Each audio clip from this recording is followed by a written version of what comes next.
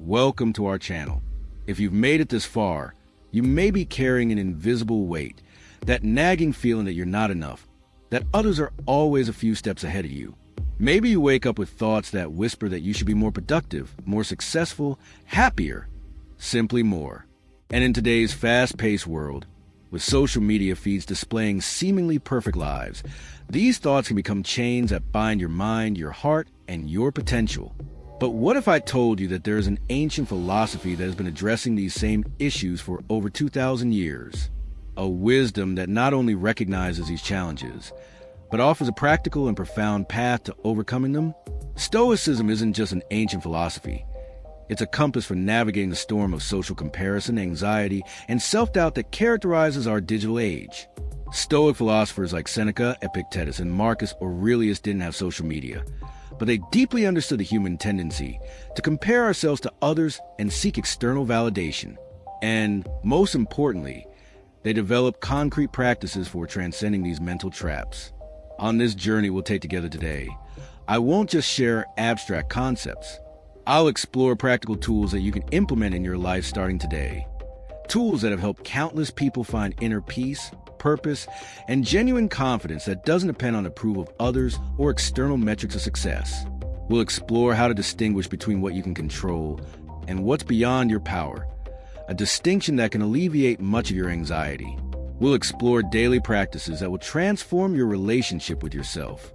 And step by step, we'll discover how to cultivate an inner strength that remains unshakable through life's ups and downs. If you're struggling with anxiety, depression, relationship problems, or simply seeking a more authentic and peaceful way of living, I invite you to open your mind and heart to this journey. Because the truth that the Stoics discovered, and that I want to share with you today, is that true excellence is not in being better than others, but in living according to your highest nature. And in this, no one is better than you. First of all, how about subscribing to our channel to continue following our content and strengthening our support network? Shall we begin? Chapter 1. The Stoic View of Excellence. Imagine for a moment that you are in a race, but no ordinary race. This one has a fascinating twist. Each runner has a different length of track, unique obstacles, and most intriguingly, each has their own finish line, invisible to the others. In this extraordinary race, how would you define who is the best? This metaphor brings us closer to the Stoic view of excellence. For the Stoics, true greatness was never defined by comparison with others, but by something much deeper and more personal. How faithfully you live in accordance with your highest, most virtuous nature. When Seneca, one of the most eloquent of the Stoic philosophers, wrote about excellence, he wasn't talking about having more wealth, power, or recognition than others. Instead, he said, "What is a happy life? It is peace of mind and a life of virtue." This revolutionary perspective invites us to completely rethink what it means to be the best. The Stoic view fundamentally rejects the notion that excellence can be measured by comparing people to one another. Why? Because the Stoics recognize a profound truth. Every human being has unique circumstances, talents, challenges, and opportunities. Comparing yourself to others is like comparing apples to oranges. It simply doesn't make sense. Instead, the Stoics propose that true excellence is measured by how well you cultivate the cardinal virtues in your own life. Wisdom, the ability to navigate the complexities of life with discernment and clarity. Justice, treating oneself and others with fairness, kindness, and respect. Courage, facing adversity with strength of mind and persistence. Moderation, finding balance in all areas of life, avoiding excess. Marcus Aurelius, the Roman emperor and Stoic philosopher, wrote in his Meditations, "Do not worry about whether others are better than you. Worry about being better than you were yesterday." This simple shift in perspective, from an external to an internal comparison, has the power to completely transform your experience of life. When you let go of the need to prove your worth by outperforming others and start focusing on cultivating virtues in your own life, something remarkable happens. The stress of constantly measuring yourself against external standards diminishes, and a genuine sense of purpose emerges. Think about how this principle could transform your daily life. At work, instead of torturing yourself by comparing your salary or position to that of your colleagues, you could focus on how you are developing your wisdom and skills, how you are contributing fairly, and how you are demonstrating courage in the face of adversity. In relationships, instead of comparing yourself to couples who seem perfect on social media, you could focus on how you are growing in patience, understanding, and kindness with your partner. In your health, instead of comparing yourself to idealized bodies, you could value balance, self-care, and the discipline you demonstrate in your daily habits. This shift is not just philosophical. It is profoundly practical. The Stoics were, above all, philosophers of action. Epictetus, who began life as a slave and became one of the most influential Stoic philosophers, insisted that philosophy was not just to be studied, but to be lived. "Don't tell me what your principles are," he challenged. "Show me how you act in accordance with them." So, how can we apply the Stoic vision of excellence to our everyday lives? Here are some concrete practices. Set your own standard of excellence. Reflect on what it means to you to live virtuously in different areas of your life. What would it look like to be wise, just courageous, and moderate in your work, relationships, and daily habits? Practice internal comparison. At the end of each day, ask yourself, in what ways was I better today than yesterday? Where did I demonstrate more wisdom, justice, courage, or moderation? Celebrate the virtuous progress of others. When you notice admirable qualities in others, instead of feeling envious, use it as inspiration. The Stoics would see the admirable qualities of others not as threats, but as examples of human virtue that we can also cultivate. Recognize the fleeting nature of external success. Remember that positions, wealth, fame, and even recognition are impermanent and largely beyond our control. As Seneca warned, consider how quickly all things are forgotten, especially those that shine with any splendor. This Stoic view of excellence is not an excuse for mediocrity, quite the opposite. It is an invitation to a deeper, more meaningful kind of greatness. A greatness that does not depend on the approval of others or external metrics, but that emanates from within, from a daily commitment to your own integrity and growth. By embracing this perspective, you begin to free yourself from the crushing burden of having to be better than others. You discover the liberation that comes from competing only with yourself, from seeking progress rather than perfection. And perhaps most important, you recognize that the capacity to live virtuously, with wisdom, justice, courage, and moderation, is available to you in every moment, regardless of your circumstances. As Epictetus insisted, circumstances do not make the man. They only reveal the man to himself. Chapter 2, The Power of Self-Acceptance. There is a seeming contradiction that confuses many when they begin to explore Stoicism. How can we seek to constantly improve ourselves while at the same time fully accepting who we are? Isn't self-acceptance a form of complacency, an excuse to remain stagnant? This tension between accepting oneself and striving to become better is where we find one of the most profound insights of Stoicism. The Stoics understood that true self-acceptance is not the opposite of growth. It is its essential foundation. Imagine trying to build a magnificent building on a swampy terrain, refusing to acknowledge the nature of the soil. No matter how beautiful your plans, no matter how noble your vision, the building is doomed from the start. Likewise, when we try to grow and develop without first honestly accepting who we are, with our strengths, weaknesses, circumstances, and unique history, we build on shifting sands. For the Stoics, every human being possesses an inherent value that cannot be increased or diminished by external circumstances. This value is not dependent on achievement, social status, wealth, or even virtue. It is simply part of the human condition. The ability to use reason and choose the path of virtue is available to all of us, regardless of our circumstances. As Marcus Aurelius wrote, "Revere the faculty that forms judgments. Everything depends on it, so that there never arises in your mind an opinion inconsistent with the nature and constitution of a rational being." This revolutionary perspective offers us a new starting point. Instead of basing our self-acceptance on achievements or favorable comparisons with others, we can recognize our inherent worth as beings capable of rationality, empathy, and virtue. This solid foundation does not fluctuate with the tides of external circumstances or the opinions of others. So how do we practice this Stoic self-acceptance in our daily lives? Here are some practical approaches. Distinguishing between person and behavior. The Stoics recognize that we can disapprove of our actions without rejecting our essential being. When you make a mistake, practice saying, I did something that is not aligned with my values, but that does not define who I am. Embrace your story. Our experiences, including failures, traumas, and challenges, shape who we are, but they do not determine our worth. Epictetus, who began life as a slave, taught that difficult circumstances were opportunities to demonstrate virtue, practicing viewing from above. The Stoics often recommended imagining yourself looking down on your life from a great height, seeing it as part of the vast pattern of human existence. This practice helps us gain perspective and let go of harsh judgment. Focus on the present.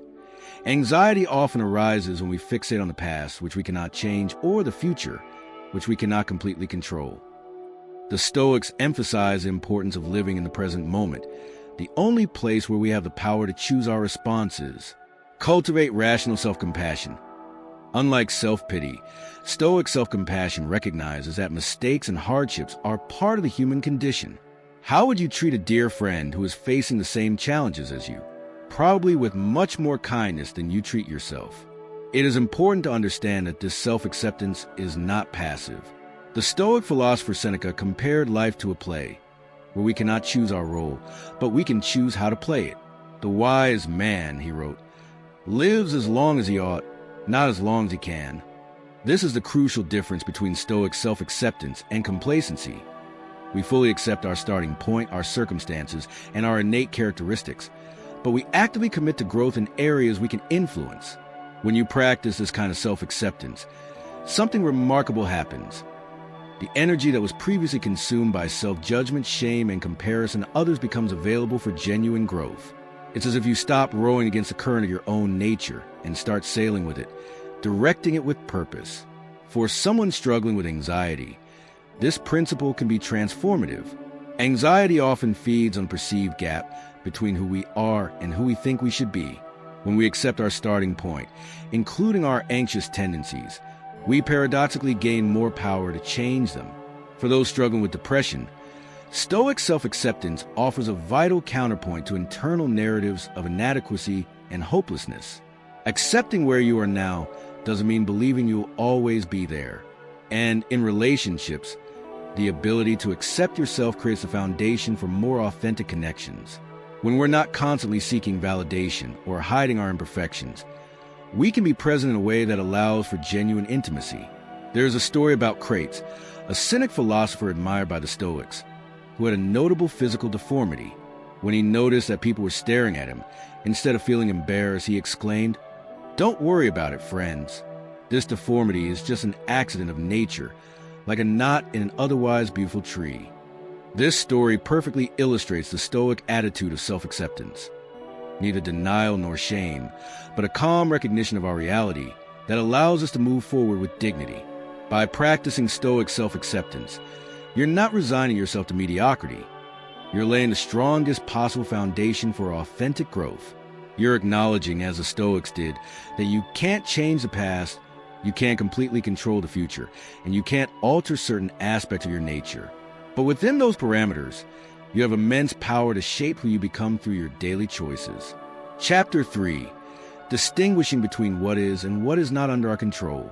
Imagine yourself steering a boat on the open sea. A storm is approaching on the horizon, dark, imposing, inevitable. As the captain of this boat, you have a crucial choice to make.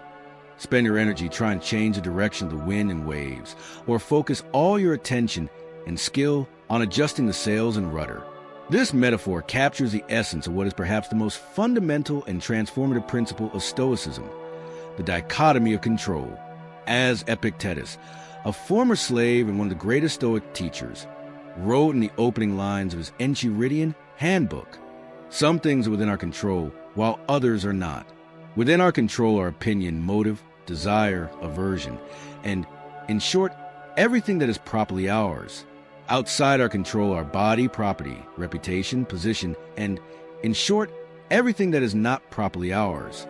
This seemingly simple distinction holds revolutionary power when truly understood and applied to everyday life.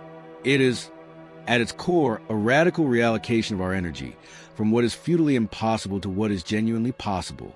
When we examine our lives through this lens, we discover something surprising. The vast majority of things that consume our mental and emotional energy are actually beyond our direct control. We cannot completely control what other people think of us, whether we will be promoted at work, how our children or partners will behave, if we will get sick or have accidents, the economic or political conditions, the past and its events, the weather or natural disasters, the passage of time and aging. And yet, how many hours a day do we spend worrying, anxious, or obstinate about these very things? How many nights of sleep do we lose because of elements of reality that we simply cannot bend to our will? The Stoics did not propose ignoring these realities, but rather clearly recognizing the limits of our power over them. As Marcus Aurelius advised in his Meditations, do not waste your time arguing about what a good man ought to be. Be one. But then, what exactly is within our control? The Stoics identified a very specific territory, smaller in scope, but infinitely more powerful in depth.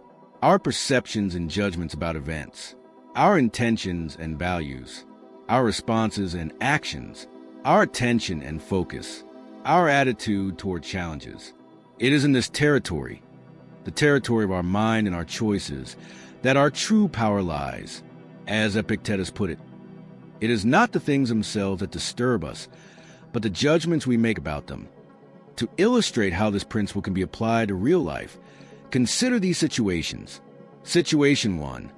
You're criticized by a co-worker in a meeting.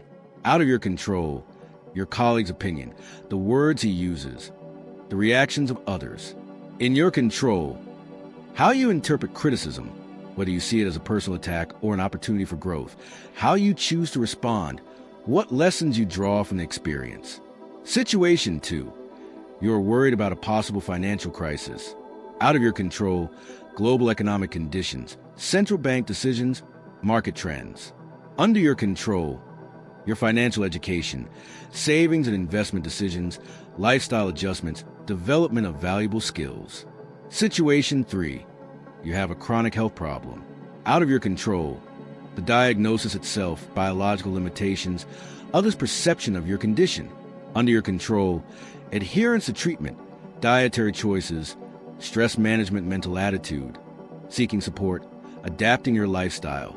A powerful practice recommended by modern Stoics is to create concrete lists, dividing aspects of your life into 3 categories. Total control, areas where you have complete decisive power. Partial influence, areas where you can influence the outcome but not completely control it. No control, areas completely out of your reach. This simple yet profound exercise can create immediate clarity and significantly reduce anxiety. When we know where our power begins and ends, we can direct our energy infinitely more effectively. Now, it's crucial to understand that this philosophy does not promote passivity in the face of circumstances. The Stoics were people of action and engagement with the world. The difference lies in the quality of that engagement, acting from a place of clarity about where your power truly lies, rather than futilely fighting against reality. For someone struggling with anxiety, this principle offers immediate relief. Much of anxiety comes from trying to control the uncontrollable or from worrying about future possibilities that are beyond our power. When we direct our attention to what we can influence, our preparation, our thoughts, our actions in the present moment, anxiety often subsides. For someone struggling with toxic social comparison, the dichotomy of control is equally liberating. You can't control whether you look the same, have the same wealth, or have the same circumstances as someone else. But you can completely control whether you use these comparisons as constructive motivation or as a whip for self-flagellation. Imagine for a moment what it would be like to face life's challenges with this clarity. What it would be like to wake up every morning and, before even picking up your phone, ask yourself, what is in my control today and what is not? Where will I direct my precious energy? In the modern workplace, where pressures and expectations seem endless, this practice can be revolutionary. Instead of overburdening yourself with trying to please everyone or control every outcome, you can focus on quality of your work, the integrity of your actions, and the wisdom of your priorities. In relationships, instead of trying to change the other person or control how they feel, you can focus on bringing your best self to the interaction, on genuinely listening, on responding with honesty and kindness, on setting healthy boundaries. And in moments of pressure and comparison, when you feel like you should be better than others or that you're falling behind, this principle offers a new standard. Instead of competing in arenas where many factors are beyond your control, you can choose to compete only with yourself, in the territory of character and virtues, the only place where you have complete power. As Seneca wisely advised, the man who masters himself can never be the servant of others. When you recognize and embrace the power contained in that which is genuinely within your control, you discover a form of freedom that no external circumstance can take away from you. The Stoic journey is not about resignation. It is about a revolutionary reallocation of our power. It is about letting go of what we cannot control in order to fully embrace what we can. In this reallocation, we discover not only peace of mind, but also our true strength. Chapter 4. The Social Comparison Fallacy. It's a familiar scene. You're scrolling through your phone before bed when you come across photos of an old colleague. There he is, smiling in front of a gorgeous house, with a handsome partner, flaunting the body you've always wanted, celebrating promotion you've only dreamed of. In that moment, a dark feeling sets in, a toxic mix of inadequacy, envy, and discouragement. Your life, which seemed perfectly satisfying just moments before, now feels small and insufficient. What just happened? You've fallen into the trap that the Stoics identified over 2,000 years ago, the social comparison fallacy. The human tendency to compare ourselves to others is as old as our species. From an evolutionary perspective, it makes sense. Our ancestors who paid attention to social status and hierarchies were more likely to survive and reproduce. But what was adaptive on the primitive savannas has become deeply problematic in the age of social media, where we are bombarded with carefully curated versions of other people's lives. As the Roman Stoic philosopher Seneca observed, no man is content to be unhappy in himself. He must also be unhappy in comparison with others.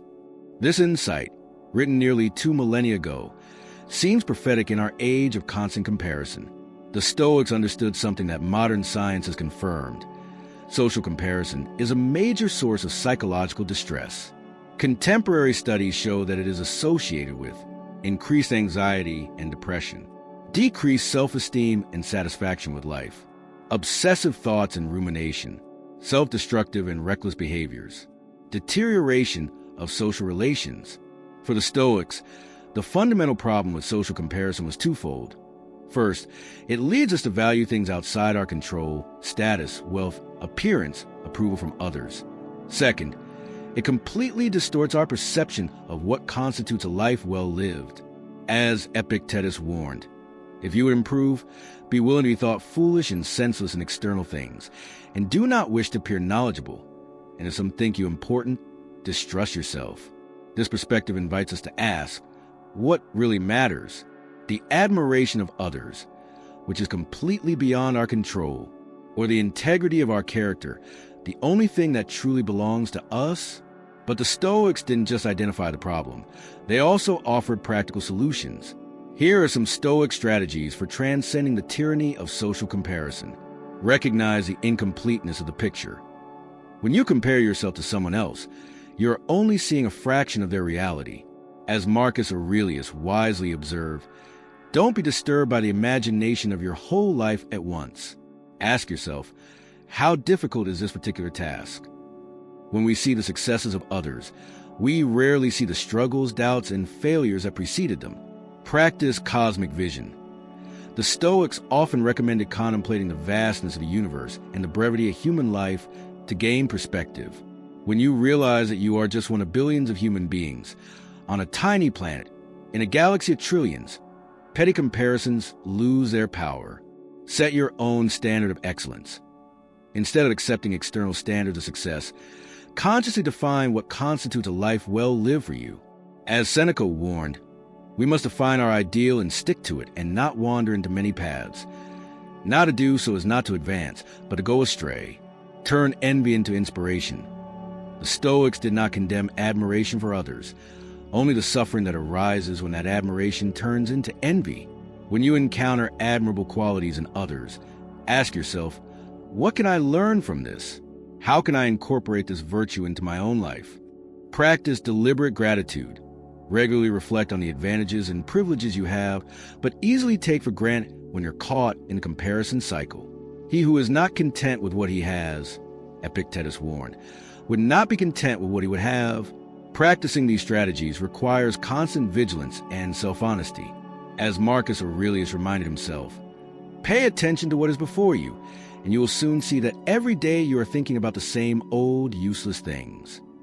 To illustrate how social comparison distorts our perception, consider this modern parable with a Stoic flavor. Imagine two individuals. We'll call them Alex and Jordan. Alex has a brilliant career, a loving family, and excellent health, but he spends hours every day comparing himself to more successful executives, seemingly happier families, and fitter people. Jordan, on the other hand, faces significant challenges in several areas of his life, but he devotes his attention to cultivating inner virtue and appreciating what he has. Who lives a better life? The Stoic perspective is clear. It is not external circumstances, but our relationship to them that determines the quality of our experience. Alex, despite all his external advantages, lives in a state of perpetual dissatisfaction, while Jordan has found a kind of freedom that no circumstance can take away. This perspective is especially relevant for those who struggle with anxiety and depression. Constant social comparison is like pouring gasoline on these conditions. When you constantly measure yourself against external standards, many of which are illusory or irrelevant to your deepest values, you create a perpetual deficit that no amount of achievement can fill. For relationships, the comparison fallacy is equally toxic. How many marriages and friendships have been damaged by comparison to idealized relationships we see on social media or in popular culture? The Stoics would remind us that every relationship has its own unique nature and challenges, and that true connection comes when we are fully present with the person in front of us, rather than constantly measuring the relationship against an external standard. In the workplace, social comparison often leads us to pursue careers and positions that impress others rather than those that truly align with our strengths and values. As Seneca observed, it is better to know the right path late than never. It's never too late to abandon pursuit of status and redirect your energy toward work that has intrinsic meaning to you. One of the most liberating insights of Stoicism is that each person has their own unique path and purpose. Comparing your journey to that of others is like comparing apples to oranges, fundamentally meaningless and inevitably misleading. Epictetus, who began his life as a slave and ended it as one of history's most influential philosophers, expressed this truth with profound simplicity. Remember that you are an actor in a play of such a nature as the author chooses. If short, short. If long, long. If he wishes you play a beggar, a cripple, a ruler, or a common man, see that you do it gracefully. For it is your business to play well the part assigned to you, but to select it is another's business. This metaphor invites us to ask, are you so busy wishing for someone else's role that you forgot to play your own with excellence? Breaking free from social comparison doesn't happen overnight. It's an ongoing practice, a constant redirection of attention to what really matters. Like any deeply ingrained mental habit, the tendency to compare will resurface. And when it does, the Stoics would advise us to observe it with curiosity, without judgment, and gently redirect our attention back to our own path. Life is too short to live it through the lens of comparison. The Stoics invite us to a more authentic and meaningful form of existence, one where we run only our own race, measure ourselves only against our own ideals, and find joy in the progress of our own character, not in outdoing others. As we cultivate this perspective, we discover profound truth. When we let go of the need to be better than others, we make room to become the best version of ourselves. And on that path, truly, no one is better than you. Chapter 5. Daily Self-Reflection Practices. Dawn breaks over Rome. Nearly 2,000 years ago, a man wakes before the rest of the city. He is no ordinary man. He is Marcus Aurelius, Emperor of Rome, ruler of the known world. But before he assumes his immense responsibilities, before the first hearings and decisions that will affect millions of lives, he does something surprising. He sits down with his wax tablets and writes. These are not edicts or laws, but personal reflections, reminders to himself about how to live virtuously in a complex world. This practice, deliberate, systematic self-reflection, was not just a personal habit of Marcus Aurelius. It was a central discipline in Stoicism, a practice considered as essential as breathing to the development of wisdom and inner fortitude.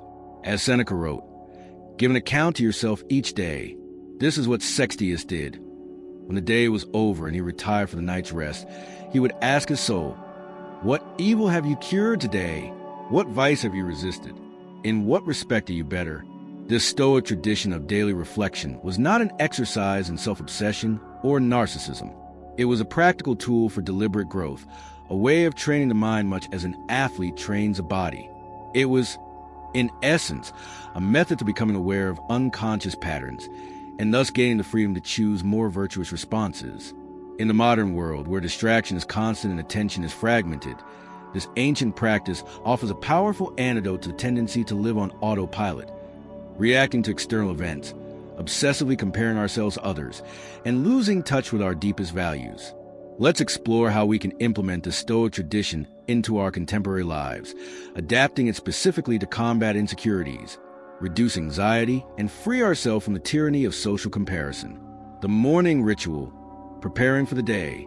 The Stoics often began their day with preparatory practice, setting clear intentions and mentally preparing themselves for the challenges that might arise. As Epictetus advised, in the morning, say to yourself, "Today I will meet with people who are meddlesome, ungrateful, arrogant, dishonest, envious, and unsociable." This was not a practice of pessimism, but of realistic preparation. By anticipating challenges, you remove the element of surprise that often triggers impulsive reactions. A contemporary morning ritual inspired by Stoicism might include: contemplate your values. Before you check your phone or email, take a few minutes to remind yourself of what really matters to you. What virtues do you want to cultivate today? How do you want to treat others and yourself? Anticipate challenges. Consider what situations in the day might trigger insecurity, comparison, or anxiety. Perhaps a meeting with a successful colleague, a social event where you'll feel judged, or a task you've been avoiding for fear of failure. Prepare virtuous responses. For each anticipated challenge, visualize yourself responding according to your highest values. How would the person you aspire to become respond? Set specific intentions. Set 1 or 2 specific practices for the day. Maybe, today, when I catch myself comparing my accomplishments to those of others, I will redirect my attention to my own progress. Or, today, when I feel anxious, I will pause to distinguish between what I can and cannot control. This ritual, which can take just 5 to 10 minutes, sets the tone for the day and creates a mental anchor for when inevitable emotional storms arise. As one participant in a modern Stoicism workshop shared, the morning ritual has completely changed my experience of anxiety. It's not that I never feel anxiety again, but now I have a plan for when it does arise, rather than just being swept along by the current. The night exam, reviewing the day. If the morning ritual is a compass that sets the direction for the day, the evening examination is a map that shows where you have actually gone. It was perhaps the practice most emphasized by the Stoics. As Epictetus advised, do not let sleep descend upon your weary eyes until you have examined each action of the day. Where have I gone wrong? What have I done? What have I failed to do that I should have done? Begin thus and review your actions, and then for your shameful actions reproach yourself, and for your good actions rejoice. A modern nighttime exam might include these steps. Revisit your values. Start by recalling your core values and the intentions you set in the morning. Review objectively. Examine your actions, thoughts, and emotional responses of the day honestly, but without harsh judgment. Note particularly moments of comparison, insecurity, or anxiety. Celebrate progress. Acknowledge specifically where you demonstrated virtue, resisted negative comparison, or responded wisely to challenging situations. Identify opportunities for growth. Notice where you could have responded better, not as a self-critical exercise, but as a learning opportunity. Plan specific adjustments. Based on your review, plan specific approaches for similar situations in the future. The key to the nightly exam is a balance between honesty and self-compassion. As Marcus Aurelius wrote to himself, be strict with yourself and indulgent with others. For those struggling with anxiety or depression, this practice can be adapted to avoid rumination or excessive self-criticism. The focus should always be on growth and learning, not self-blame. a client with social anxiety disorder, shared. Initially, I feared that the nightly exam would just be another opportunity to beat myself up for failing socially. But when I learned to approach it with a stoic attitude, like a scientist observing data, not like a judge handing down sentences, it became incredibly liberating. The Philosophical Journal, capturing insights and patterns. In addition to daily practices, many Stoics kept more substantial records of their thoughts and observations. Marcus Aurelius's Meditations, originally titled To Myself, is essentially his personal philosophical journal, never intended for publication. This reflective writing practice allows for a deeper level of self-knowledge and insight. As Seneca observed, written words are the most profound. What you have written down does not easily escape. A modern philosophical journal, inspired by Stoicism, might be structured around questions such as, what social comparisons were most persistent this week, and what do they reveal about my values and insecurities? What events triggered automatic reactions of anxiety or inadequacy? How can I distinguish between what is and what is not under my control in these situations? Where do I see genuine progress in cultivating inner virtues, regardless of external results? What truths or principles do I need to regularly remind myself to maintain perspective and equanimity? The frequency of this type of deeper writing can vary. Some prefer a weekly commitment. Others write when they feel the need for greater clarity. It's the quality of the reflection that matters, not the quantity. A poignant example of the power of this practice comes from Viktor Frankl, a psychiatrist and Holocaust survivor whose philosophy resonates strongly with Stoicism. During his imprisonment in concentration camps, he mentally reconstructed the lost manuscript of his book and jotted notes on small scraps of paper whenever possible. This reflective practice, he said, was crucial to maintaining his sanity and purpose in the most extreme circumstances. Specific questions to strengthen inner confidence. For those who struggle specifically with insecurity and social comparison, certain reflective questions have particular power to redirect attention from the outer to the inner, where our true power lies. What is within my control in this situation, and what is not? This fundamental question from Stoicism can instantly calm the anxiety caused by comparison, reminding us where our power truly lies. What virtues can I demonstrate in response to this challenge? This question turns obstacles into opportunities, shifting the focus from victimhood to virtuous action. If a friend were in my situation, what advice would I give them? This question creates helpful psychological distance and often reveals the difference between the harsh standards we apply to ourselves and the compassion we offer others. Is this belief about myself based on objective evidence or on distorted interpretations? This question, inspired by both Stoicism and modern cognitive therapy, invites us to critically examine self-deprecating narratives. What constitutes genuine success in this situation, according to my deepest values? This question redefines success in internal terms, virtue, integrity, effort, rather than external ones, approval, status, results.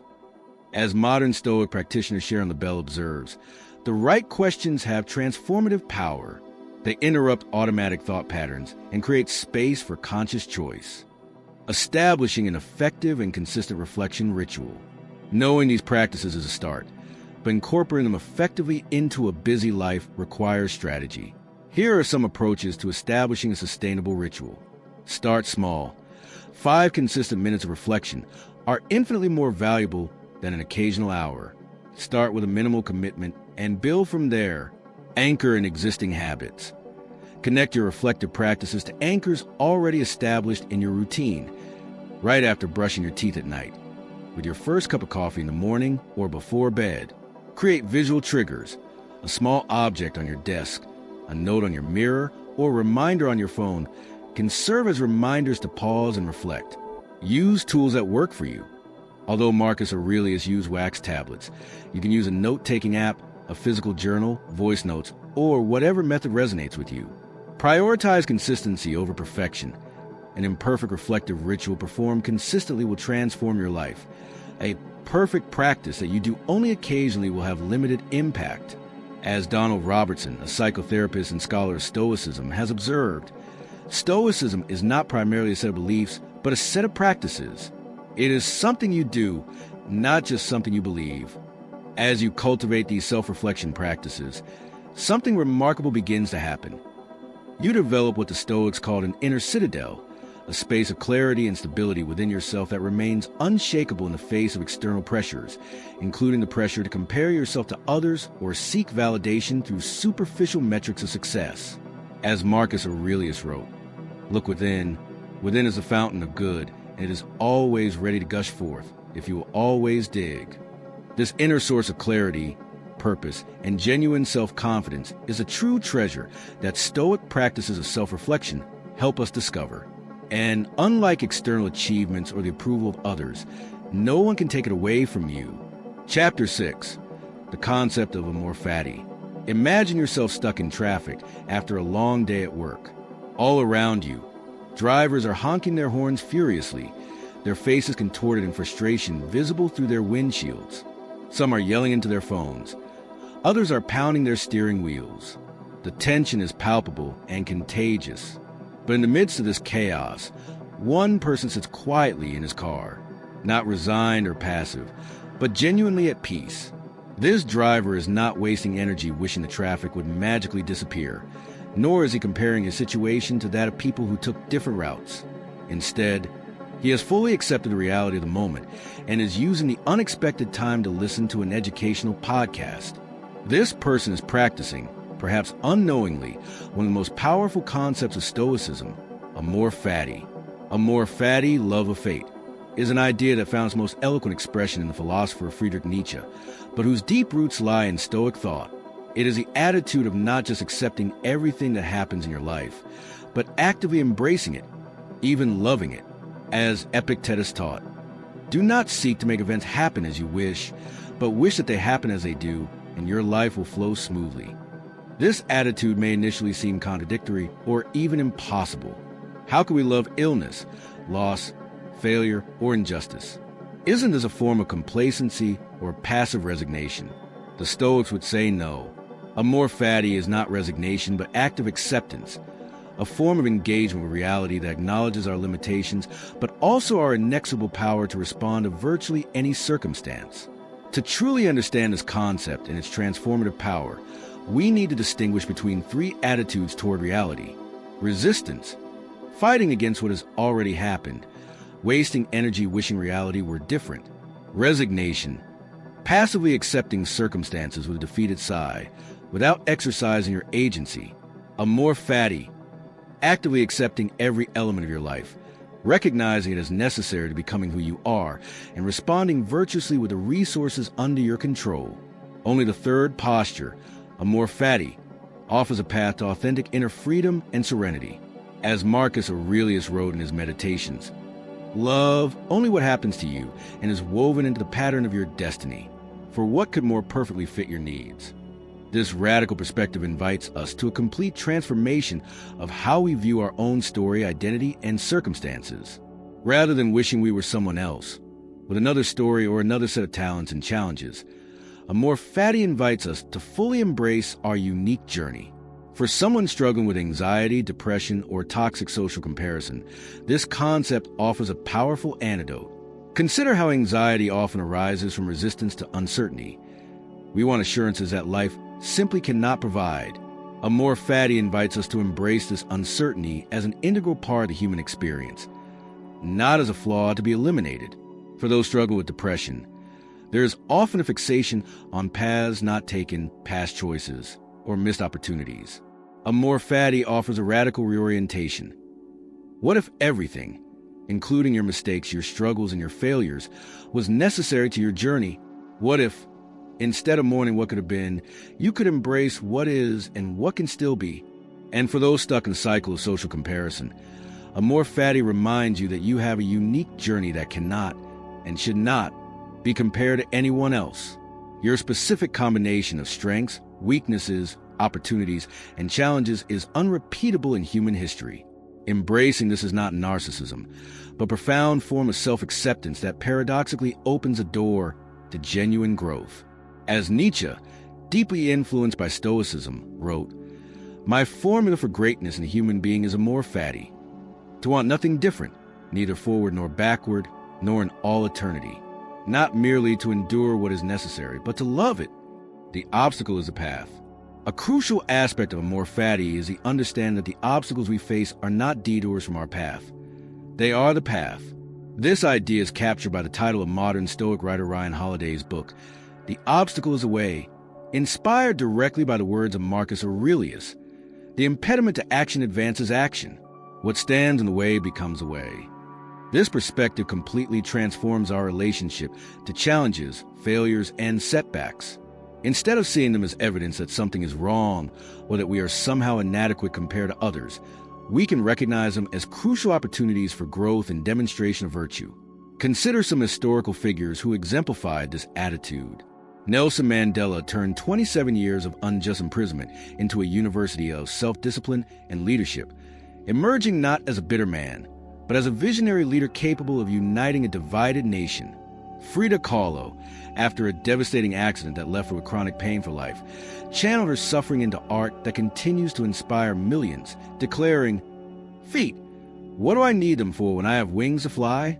Holocaust survivor Viktor Frankl transformed his unimaginable suffering into a revolutionary psychological approach based on the search for meaning, noting that when we cannot change a situation, we are challenged to change ourselves. These stories do not glorify suffering, but illustrate the human capacity to transform even the most challenging circumstances into opportunities for growth and meaningful contribution. Chapter 7. Overcoming Imposter Syndrome. The sun had just risen when Marcos, a successful executive, sat in his chair and stared at his computer screen with a familiar sense of anxiety. Despite his achievements, a persistent inner voice whispered, "You don't deserve to be here. Soon everyone will find out you're a fraud." Imposter syndrome is a psychological condition where individuals, even those who are clearly qualified, are unable to internalize their accomplishments, living in constant fear of being unmasked. This experience is directly related to Stoicism through the distinction between what is within our control and what is not. The Stoics teach us that we cannot control the opinions of others, only our own virtues and actions. Paradoxically, successful people often suffer more from imposter syndrome. The higher they reach, the more they fear falling. Their high standards, while driving success, can also become their emotional ordeal. Perfectionism acts as fuel for this vicious cycle. The more perfection is demanded, the more inadequate one feels in the face of inevitable human imperfection. Unrealistic expectations fuel this feeling of inadequacy. We compare ourselves not to real people, but to idealized, unattainable versions of ourselves. As Marcus Aurelius taught, do not be troubled by images of a lifetime of suffering and hardship. We need to let go of these unrealistic projections and embrace our imperfect humanity. To combat automatic negative thoughts, the Stoics offer powerful tools. The first is Socratic questioning. Is this belief truly rational? What evidence do I have against it? Epictetus reminds us, it is not things that disturb us, but our interpretations of them. Systematically questioning our self-deprecating thoughts reveals their logical inconsistencies. Premeditatio malorum, premeditation of adversity, serves as mental training for coping with insecurities. By visualizing challenging situations in advance where your fears of inadequacy might arise, you develop internal resources to deal with them. Foresee the worst, prepare for it, and nothing will surprise you, Seneca advised. One of the most powerful Stoic tools for overcoming imposter syndrome is to separate your identity from your accomplishments or failures. Your value as a human being lies not in your professional achievements or external recognition, but in your character and inner virtues. As Epictetus taught, remember that you are an actor in a play, whatever kind the author wants it to be. Short if he wanted short, long if he wanted long. Developing a more objective and compassionate view of yourself requires daily practice. At the end of each day, reflect on your actions honestly but without harsh judgment. Recognize your mistakes as learning opportunities, not as evidence of inadequacy. Self-compassion is not contrary to Stoicism. It is, in fact, an expression of the Stoic wisdom of accepting our imperfect human nature while continually striving to improve. Chapter 8. Developing Emotional Resilience. Tension was rising in the conference room. Clara's proposal, the fruit of weeks of hard work, had just been harshly criticized by her supervisor. Her heart raced, her hands sweated, but instead of reacting impulsively, she took a deep breath and reminded herself, "This is just an initial impression. I don't need to be dominated by it." The Stoics viewed criticism, rejection, and failure not as catastrophes, but as neutral events to which we attach value. Epictetus taught that it is not external events that upset us, but our interpretation of them. When someone criticizes us, we can choose to see it as a personal attack or as an opportunity for growth. Failure can be interpreted as proof of inadequacy or as valuable feedback on the path to excellence. Central to Stoic resilience is a concept of initial impressions phantasiae. When we encounter challenging situations, our minds instinctively produce snap judgments, often negative and exaggerated. The Stoics practice pausing before accepting these automatic impressions, questioning them critically. Between stimulus and response, there is a space. In that space lies our power to choose our response. As the Stoic influence Viktor Frankl would later elaborate, to create this space between stimulus and emotional response, we can use the Stoic technique of naming our emotions. When you feel anxiety arising, mentally acknowledge it. This is anxiety I'm experiencing. This simple act of naming creates cognitive distance and reduces emotional intensity. Then add the Stoic element. This anxiety is just an impression, not the full reality. Practicing detached observer's view, also called bird's eye view, provides additional perspective. Imagine yourself floating above the situation, observing it as a detached observer or a Stoic sage would. Marcus Aurelius regularly practiced this exercise. Look at things from above as if you were simultaneously seeing thousands of flocks, migrations, celebrations, seeing everything together. Stoic affirmations and visualization strengthen our resilience in the face of challenges. Before potentially stressful situations, repeat to yourself, "I cannot control external circumstances, only my virtuous response to them." Visualize yourself reacting calmly and wisely, keeping your principles intact even under pressure. These practices create new neural patterns that gradually replace automatic reactions with conscious responses. Consider how to apply Stoic equanimity in these challenging situations. When rejected for a desired position, reflect. This rejection speaks to the needs of this organization at this time, not to my intrinsic worth. When facing a financial crisis, this tests my virtue and creativity, not my character. When betrayed by someone close to me, this person's actions reflect his or her own inner struggles, not a flaw in me. The Stoics saw obstacles not as impediments, but as opportunities to exercise virtue. Seneca argued that just as athletes seek worthy opponents to develop their strength, we should value challenges that strengthen our character. Fire tests gold, adversity tests strong people. Every difficult situation offers a unique opportunity to practice courage, justice, moderation, or wisdom.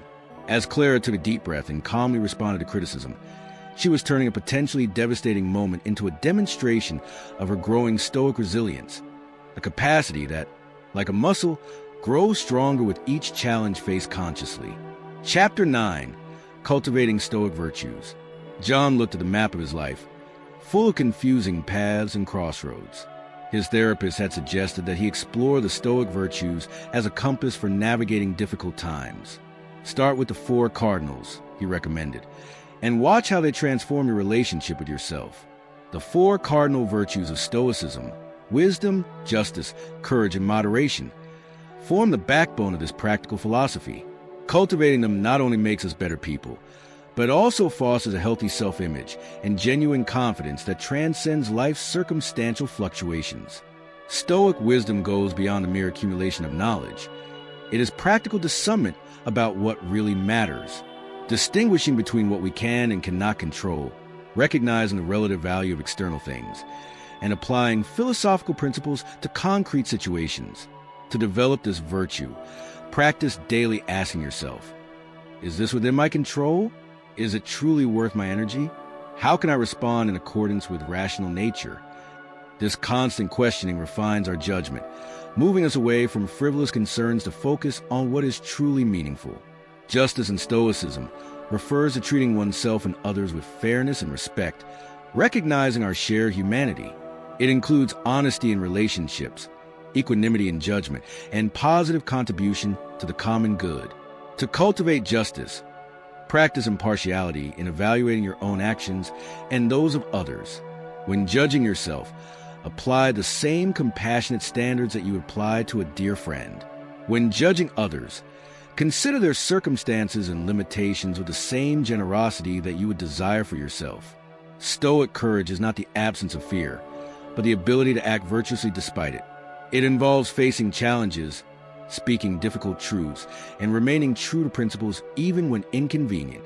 To develop it, identify one action each day that you fear but know is right, from uncomfortable conversations to necessary changes, and deliberately do it. As Seneca taught, it is not because things are difficult that we do not dare. It is because we do not dare that they are difficult. Moderation involves finding balance in all areas of life, avoiding excess without falling into unnecessary deprivation. It applies to physical pleasures as well as emotions and ambitions. To cultivate it, set conscious limits in areas where you tend to overindulge, whether it's work, consumption, or obsessive thoughts. Practice regular voluntary abstinence from habitual comforts, strengthening your independence from external gratifications. To integrate these virtues into your daily life, set aside specific moments to examine situations through each lens. How does wisdom illuminate the situation? How does justice guide me here? Where do I need to exercise courage? How do I find moderation?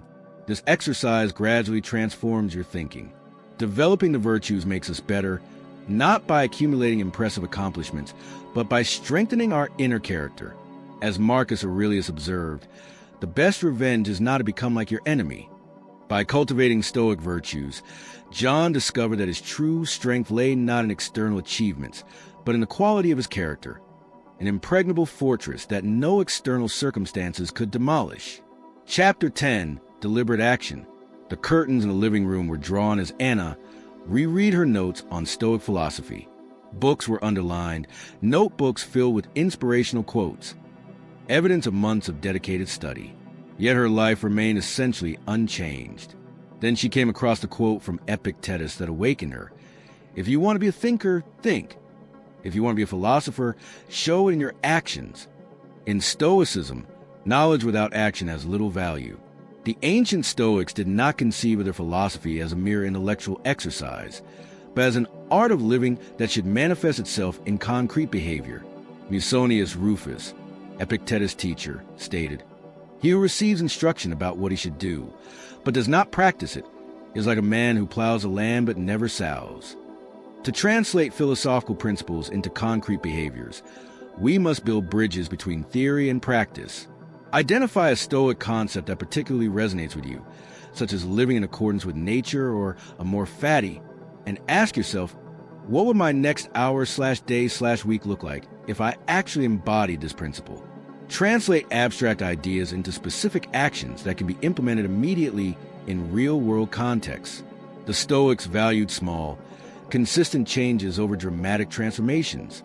Marcus Aurelius advised not to wait for Plato's ideal republic, but to improve what is within reach. This approach avoids an all-or-nothing trap that often sabotages our personal development efforts. Start with small but sustainable steps, a daily moment of Stoic reflection, a weekly practice of indifference to adiaphora in different things, a monthly exercise in voluntary discomfort. Establishing a practical plan means applying Stoic principles to different areas of your life. At work, practice distinguishing between what is and is not within your control. In relationships, practice seeing hurtful actions as the result of another's ignorance, not intentional malice. In health, approach your body with rational respect, avoiding both neglect and obsession. For each domain, define a concrete, measurable practice. Creating habits that align with your deep values requires structure and intention. The Stoics recommended daily practices like evening examination, reviewing your day's actions, and morning forethought, mental preparation for challenges. By anchoring these practices into existing routines, like breakfast or brushing your teeth, you can significantly increase their chances of lasting integration. Procrastination and perfectionism are overcome through imperfect but consistent action. Epictetus warned against putting off philosophy until we find the perfect teacher or perfect moment. Start now. With the resources available, accepting imperfections as part of the learning process. As Seneca said, we wait to begin living just when we should stop. The modern concept of deliberate practice finds parallels in Stoicism. It's not enough to perform actions repeatedly. We must perform them with mindfulness, critical evaluation, and constant adjustment. As you practice Stoic virtues, establish feedback loops through journaling, conversations with mentors, or structured self-assessments that allow you to continually refine your practical implementation of the philosophy. Throughout these chapters, we explore how to overcome imposter syndrome by recognizing that our value lies not in external achievements, but in internal virtues. We learn to develop emotional resilience through the practice of distance vision and creating space between stimulus and response. We discover how to cultivate the four cardinal virtues: wisdom, justice, courage, and moderation, as pillars of healthy self-image. And finally, we translate philosophy into concrete action through deliberate practice and habits aligned with our deepest values. The central message remains clear. Your excellence comes from inner virtue, not from comparing yourself to others. As Epictetus taught, do not seek that events happen as you wish, but will events as they happen, and your life will flow smoothly. You don't have to wait for ideal circumstances to get started. Today, choose a single Stoic principle and consciously apply it. Whether it's practicing indifference to externals, questioning disturbing impressions, or acting virtuously despite fear. Small, consistent steps create profound transformations. These principles offer powerful tools for dealing with anxiety, depression, and difficult relationships. Remember, the Stoics did not deny emotions, but sought to transform their relationship with them through reason and virtue. To further this journey, consider exploring the works of Seneca, Epictetus, and Marcus Aurelius, establishing daily practices like the evening examination, or connecting with communities of contemporary Stoic practitioners. If you liked the video, leave a like and subscribe to the channel so you don't miss any new content. As Marcus Aurelius wrote in his private meditations, do not live as if you were going to live 10,000 years. The inevitable is hanging over you. While you live, while it is possible, be good. This is the essence of Stoic wisdom, living each moment in alignment with our highest nature. Let's leave it here. Don't forget to subscribe to the channel and leave a like. See you in the next video.